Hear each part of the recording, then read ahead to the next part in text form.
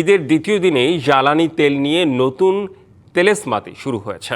গেল দুদিন ছুটির কথা বলা হলেও সোমবার সকাল থেকে রাজধানীর প্রায় কোনো পাম্পেই মিলছে না পেট্রোল, অকটেন। তবে ডিজেল দেয়া হচ্ছে অনেক পাম্পে। তবে গেল রাতেই পেট্রোল পাম্প ওনার্স অ্যাসোসিয়েশন শঙ্কা প্রকাশ করে জানিয়েছে যে কোনো সময় রিফুয়েলিং স্টেশনগুলো বন্ধ হয়ে যেতে পারে। সরকার ঈদের আগেই জ্বালানি তেলে রেশনিং পদ্ধতি তুলে দিয়েছে, তবে তখনও স্বাভাবিক অবস্থায় পৌঁছেনি তেল সরবরাহ।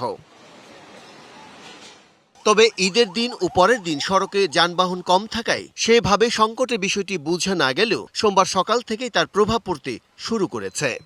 আমি 7টার সময় সিরিয়াল দিচ্ছি আর কি। তেল হয়তো 7-8 ঘন্টা সিরিয়াল দেওয়া লাগে, 5 ঘন্টা সিরিয়াল দেওয়া লাগে, তারপর তেল পাই আর কি। আমি আসছি 9:30টার দিকে, আর তেল আসছে 10:30টায়। আওয়ারটার পর লোড করলো, এখন দিচ্ছে। আর এখনো তো যাই নাই, বেশি নিচ্ছে কিনা বলতে পারতেছি না। নগদ নিয়ে এলো হার নামানা হার অফার। সর্বনিম্ন 10,000 টাকা রেমিটেন্স নগদে পাঠালে থাকছে স্বর্ণের হার জেতার সুযোগ।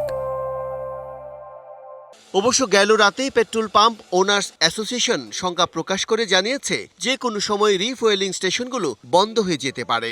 কারণ হিসেবে তারা জ্বালানি ঘাটতি ও নিরাপত্তার কথা বলছেন। ডিপো থেকে তো আমার দরকার ছিল আজকে 13.5 টোটাল 18,000 লিটার অকটেন আসছে, আর 4,500 ডিজেল আসছে। তো এটা যতক্ষণ গাড়ি আছে আমি দিতে পারবো, আমার কোনো চাহিদার নাই, যে যা চাচ্ছে আমি দিতে পারছি।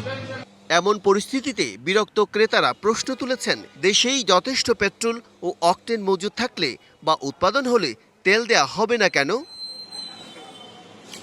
Bijan Kumar Das, DBC news, Dhaka.